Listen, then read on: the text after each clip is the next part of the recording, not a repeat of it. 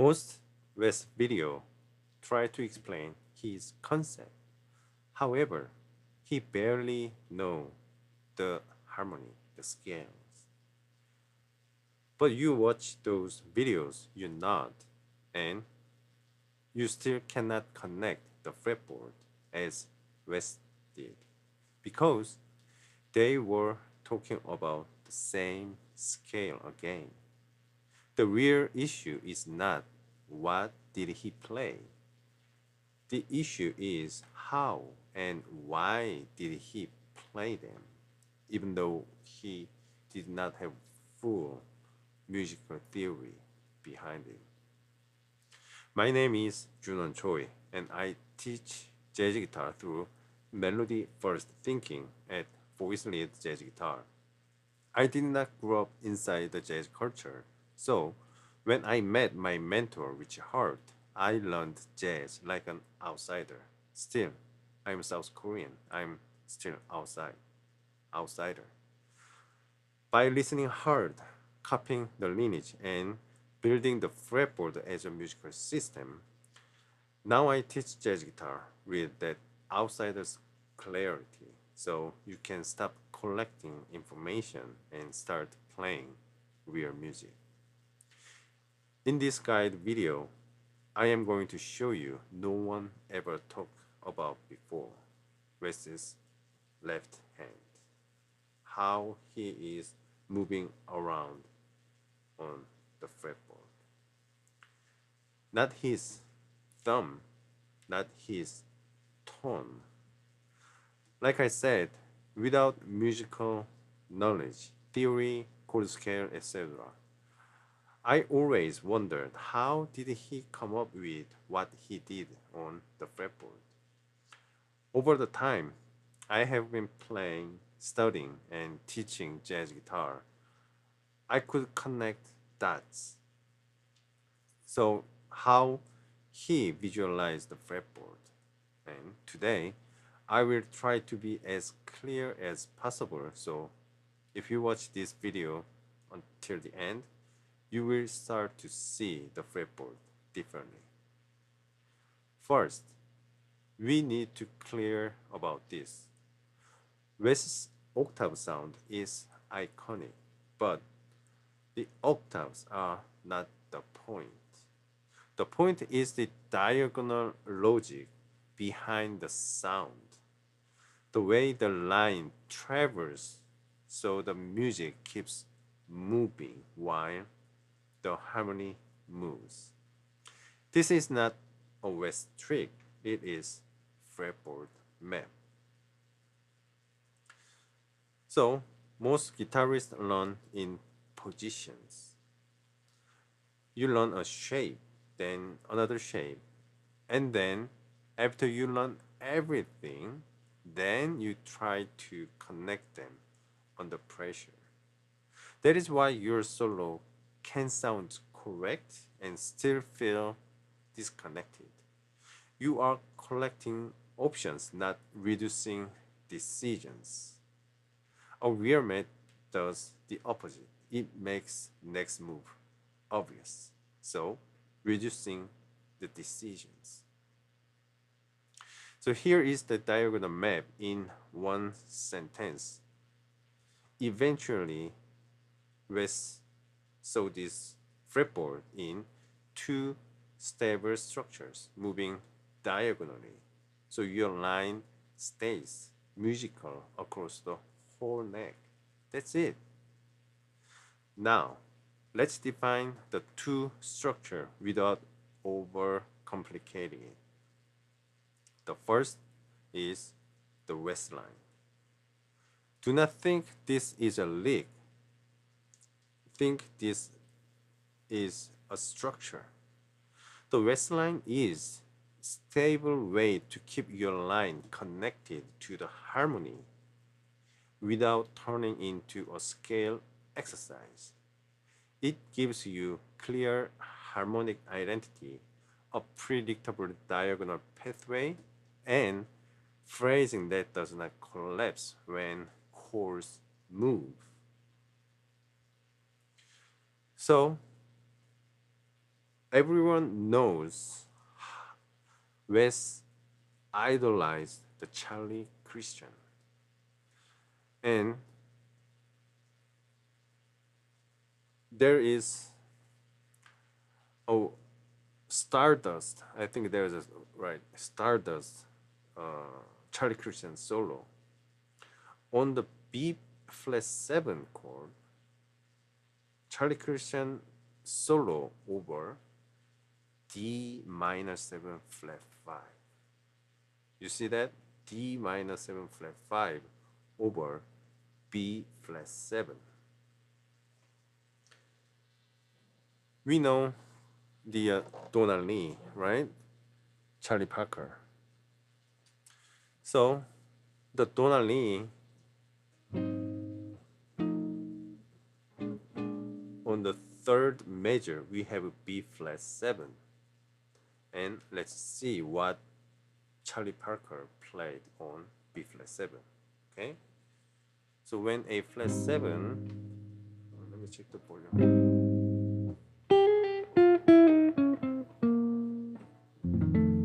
When it goes to the F7, start from the third of the F7, right?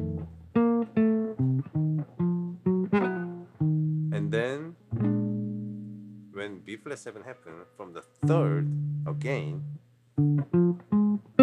what is it? D minor 7 flat 5 arpeggio. But what Charlie Christian played over here was this chord voicing, the D minor 7 chord voicing. He was just playing as it is, something like that. And then next B flat 7 coming around, he did the same thing over octave higher over here, D minor 7 flat 5, which the B flat 7, the B flat, the root is on the 5th string, the shell voicing. The upper structure with tension 9 would be this D minor 7 flat 5. And here, what Charlie Christian played was he played that. So this, remember this shape. This will become the second line, the Django line. Okay. So he has this two position, the upper structure line, and Charlie Christian played this structure on the guitar, and Charlie Parker played this D minor 7 flat 5 arpeggio over this B flat 7 shape. And then let's guess from there. In Donald Lee, Charlie Parker played many extended tension chords. He just keep building up the third on top, third on top, third on top. So let's try to build the third on top idea like the Charlie Parker did from this D minor 7 flat 5 arpeggio. Okay. By the way, if we start from the root of the chord, this is a B flat 7, and add another third on top, and do not play the root. That is D minor 7 flat 5. You see? And then another third on top, and then do not play the bottom note, which is the D, and then it becomes F minor 7. And then we add another third on top, and then we don't play the bottom notes, then it becomes A flat major 7. And from here, this is interesting. He kept going. Another third, that was our starting point. But on the guitar, this is such a lowest note. So he wanted to play this on top. So another third on top over here, that becomes C minor 7.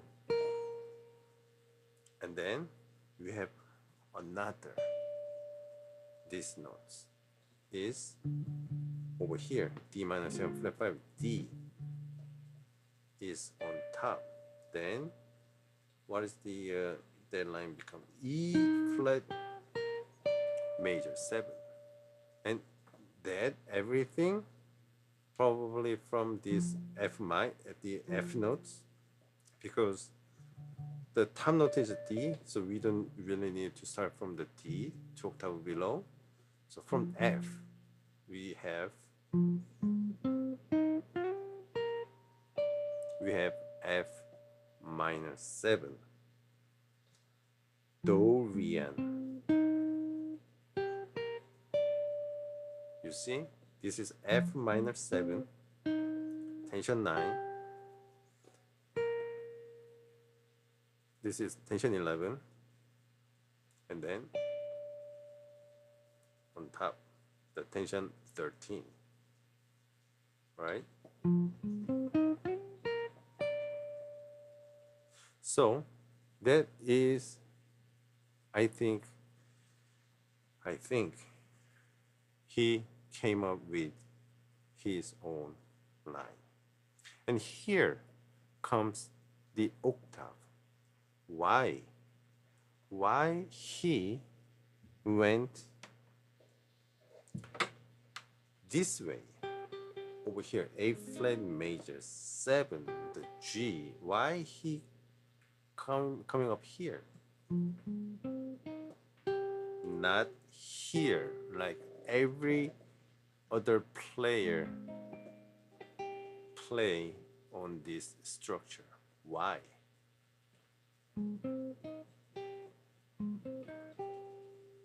Because I think this octave is not Wes's way of playing the octave. Wes already playing the octave like this. So to him,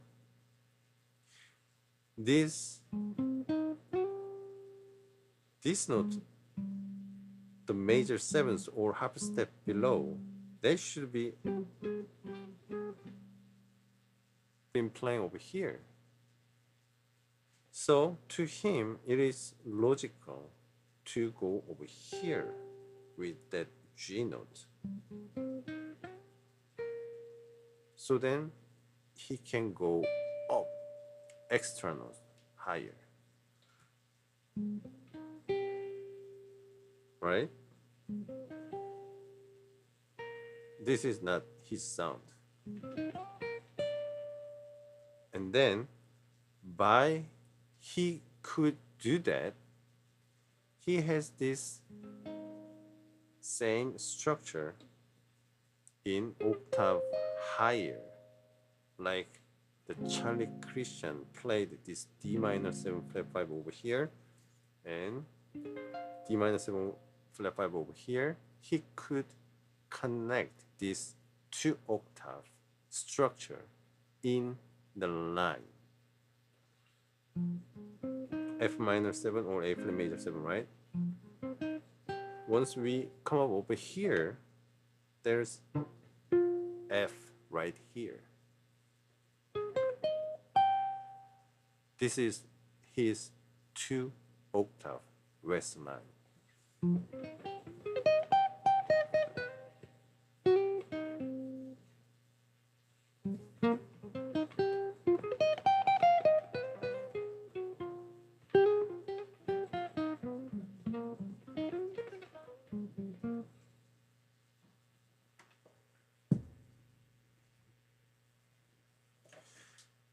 This is not running patterns. This is line that already has the direction and in same structure. Like piano players have their octave system down here and up there. Also, the saxophone players, they have the button to make it sound octave higher, while their fingering just keep in the same. So now we can talk about the Django line. It is the same rule, not a lick. It is a structure.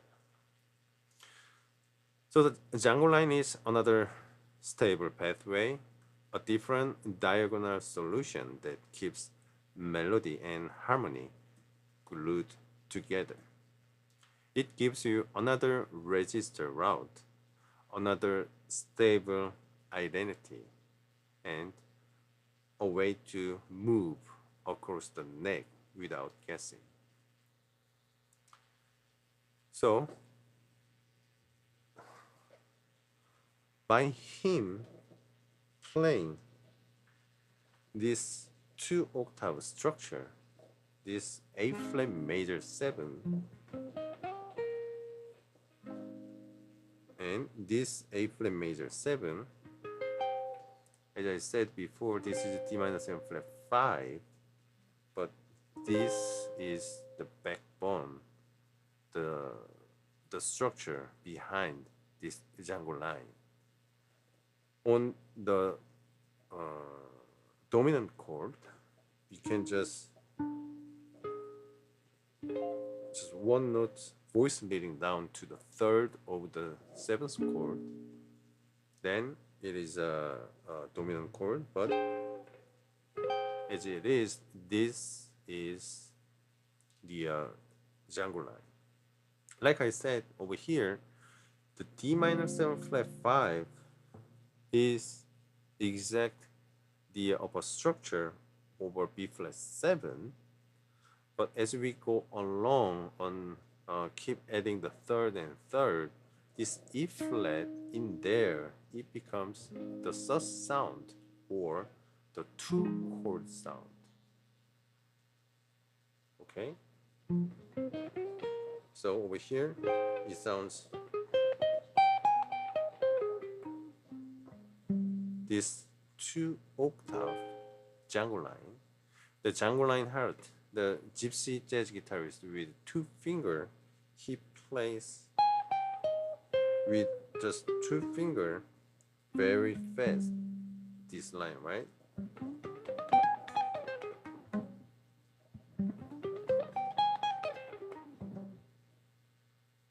So that is the Django line.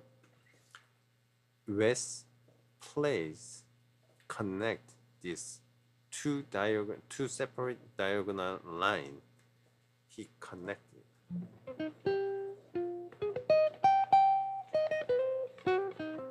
Right? And also, even when he was seeing the Django line structure, see here, Django played from the root over here. Root mean A flat major 7. But on top over here, every single time, almost every single time Wes plays in this structure, he tried to extend it to the like extra third on top. He's putting it on top of it, like he's building his own Waistline over here. Another third, another third, another third, another third. Over here, this root we already hear down here. We already listened this note down here, so he extended it. Right? So he plays like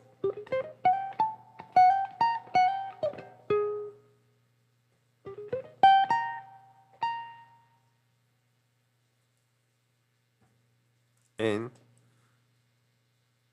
I will give you extra tip for those of you who watch this video up to here, this Django Line, I found many times that George Benson plays it exactly the same fingering and also the structure, but he's fast, right? So he plays really fast. So it was like a painting, like like with the paint on the brush and fastly, like he's like trapped it on the canvas, something like that, like fast. But as the Wes used this line, extra notes on top, and George Benson, he used that structure and he filling in the between notes as a chromatic, so he made his own sound. Let me show you what I mean. So this Django line structure, so he plays like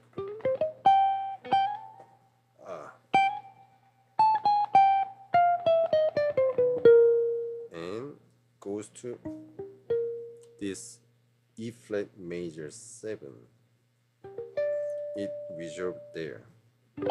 From this B flat 7,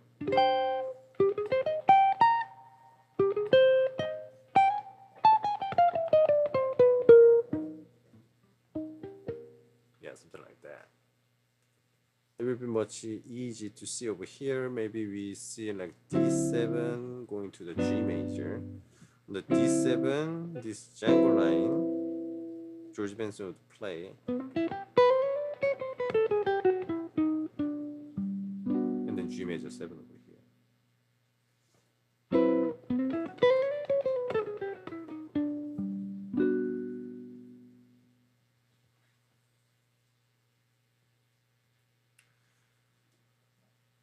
I am not choosing a scale. I am not running a box.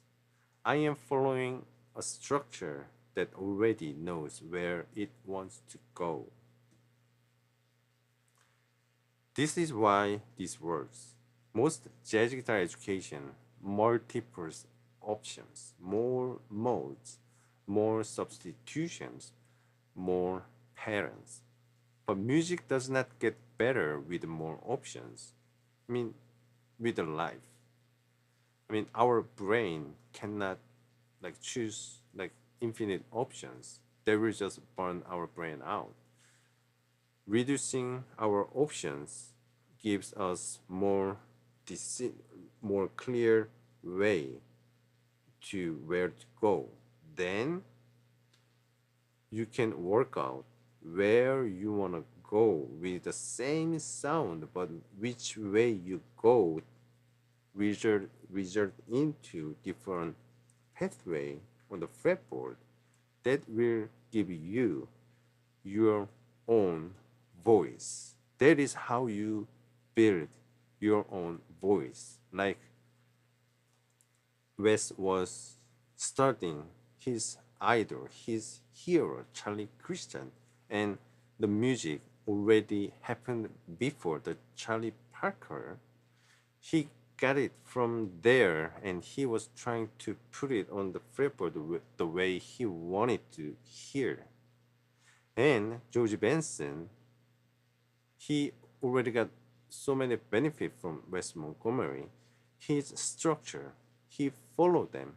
I have many more cases that George Benson is put together two different Wes's line, Wes's concept into his own sound. I studied with Richie Hart, who studied with George Benson, and Richie Hart, he transcribed like more than 400 of Wes Montgomery's tunes. So he taught me, and he opens my eyes to see, to make a connect those things. And I saw that in many other guitar players like Kenny Burrell, like Barney Cassell, Grant Green, and even very modern version would be the Peter Bernstein.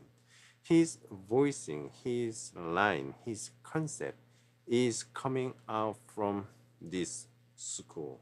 His voicing. I never heard Peter Bernstein said any scale thing. I never heard he's ever said about the scale. He was all about the melody, voicings, sound, ear training, the melody. So this is the way your hero get out of where they are coming from. So learn this method, know this, and starting to look at fretboard in this way so that you are coming from that school, but still you can have your own sound. Does that make sense? So this system reduces the decision down to Wes Line or Django Line, two stable structures. And once the structure is stable, the harmony can move fast and you still sound like music. Now here is the point of this video. If you jump into random episode, the system feels confusing, so I want you to watch it in order. Here is the sequence and why. The step 1, learn the diagonal idea. Watch the episode that shows the diagonal movement itself, not the theory. You are training your eyes and ears to accept diagonal treble as normal on the guitar.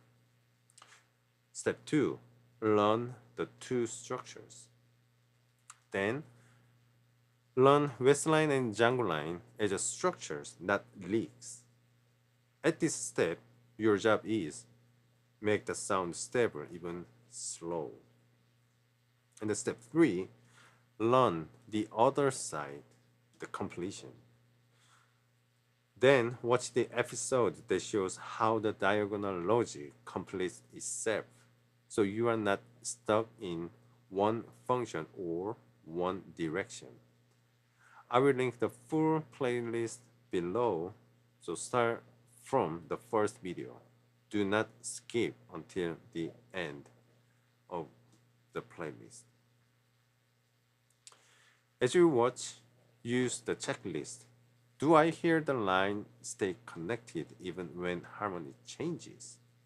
For example, 2-5 should be in the same line. Only we make that voice leading of the 2-5, the inside of 2-5, but the whole structure, the line, stays the same. And does the phrase travel diagonally instead of staying boxed in the position? Lastly, does it sound like music without needing speed? If the answer is yes, you are not watching content, you are observing a map on the fretboard. And then one more important point. This diagonal logic does not stop at Wes. It is a guitar-friendly way of thinking that shows up across a weird jazz guitar playing. Like I said, Kenny Burrell, Grant Green, George Benson, Peter Bernstein, Dan Wilson, Cesar Alexander, Bobby Broom, you name it. The reason it feels powerful is simple. It is not trivia. It is structure. If you want the full diagonal playlist, it is linked below in the description. Start from episode 1 and follow the order. Then you will know each concept in full detail. And then if you are new to voiceless jazz guitar, start with the free foundation, essential building blocks. That is 2 hours of lesson divided in the subject that you need to know about the fretboard. And plus, I have the 28 pages of the PDF. All of them are free. And also you can access to the office hour archive on my website. Only you need to do is register, free register. So if you like this video, please share this with your colleagues, peers, so you can learn together. Also register to my website and please support the website. Thanks for the watching. Until the next time, I will bring something you can practice. Go start from the first episode in Diagonal Harmony playlist. I will see you there. Bye.